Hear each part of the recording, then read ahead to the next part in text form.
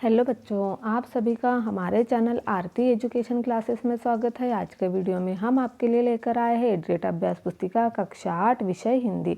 तो आइए बच्चों, हम देखते हैं एडग्रेड अभ्यास पुस्तिका कक्षा 8 विषय हिंदी के लिए जो दिया हुआ है यहाँ पर वर्ष 2022-23 पाठ 6 भक्ति के पद। तो यह जो है आपकी वार्षिक परीक्षा के लिए बहुत ही महत्वपूर्ण है। इसी में से आप अपनी वार्षिक परीक्षा की तैयारी कर सकते हैं। तो यहाँ अधम का उद्धारक किसे कहा गया है? तो अधम का उद्धारक भगवान राम को कहा गया है। जो हमारा पहला प्रश्न है जो है अधम का उद्धारक किसे कहा गया? तो अधम का उद्धारक भगवान राम को कहा गया है। फिर है हमारा प्रभु जी तुम घन वन हम मोरा। पंक्ति में घन का अर्थ क्या है? तो प्रभु जी तुम घन वन हम मोरा। पंक्ति में घन का अर्थ बादल है। क्या है घन का अर्थ? बादल। फिर है प्रश्न नंबर 3, गिरधर नागर किसे कहा गया है? तो गिरधर नागर भगवान श्री कृष्ण को कहा गया है, क्योंकि उन्होंने गोवर्धन पर्वत को धारण किया था, इसीलिए गिरधर नागर भगवान श्री कृष्ण को कहा गया था। फिर है प्रश्न नंबर 4, रैदास जी की पंक्ति किस भाव की है? उदाहरण देकर लिखिए। तो रैदास जी की भक्ति किस भाव की है? उदाहरण देकर लिखिए। तो रैदास जी की भक्ति दास भाव की है। हे प्रभु, मैं आपकी दास हूँ और तुम मेरे स्वामी हो, स्वामी है, इस तरह मैं दास भाव की भक्ति करता हूँ।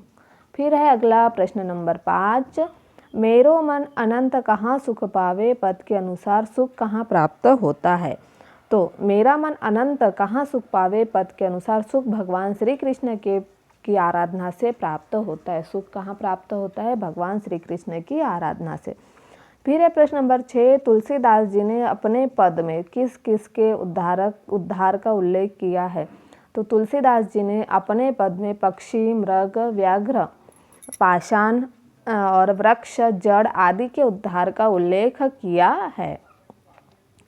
फिर है प्रश्न नंबर 7, भक्त रैदास ने भगवान से अपना संबंध स्थापित करते हुए किससे अपने को जोड़ा है? तो रैदास ने भगवान से अपना संबंध स्थापित करते हुए प्रभु को चंदन, स्वयं को पानी, और प्रभु को बादल, स्वयं को मोर, प्रभु को चंद्रमा, स्वयं को चकोर पक्षी, प्रभु को दीपक, स्वयं को बाती, प्रभु को मोती और स्वयं को उसमें पिरोया जाने वाला धागा मानकर उसने अपना संबंध जोड़ा है।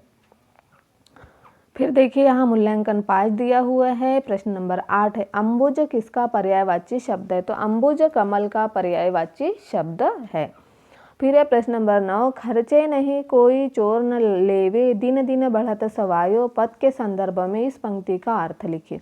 तो मीरा जी कहती है कि भक्ति रूपी संपत्ति बहुत ही अजब है, जिसे किसी भी तरह खर्च नहीं किया जा सकता। कोई चोर भी इसे चुरा नहीं सकता। यह भक्ति रूपी धन प्रतिदिन ही सवाया होकर बढ़ता रहा है। फिर अगला है हमारा प्रश्न नंबर 10, मेरो मन अनंत कहाँ सुख पावे? पद की व्याख्या 8-10 वाक्यों में लिखिए। तो देखिए, इस पद्यांश के माध्यम से सूरदास जी कहते हैं कि मेरा मन प्रभु के अलावा और कहाँ सुख प्राप्त कर सकता है, और कमल के समान नेत्र वाले श्री कृष्ण भगवान से कोई अन्य भगवान श्रेष्ठ नहीं है। ऐसे देवता से हटकर यदि कोई दूसरा ध्यान करता है तो उससे बड़ा मूर्ख इस दुनिया में कोई नहीं है। वह उसी मूर्ख के समान है जो प्यास लगने पर मीठे सागर को छोड़कर कुएं की तलाश करता है।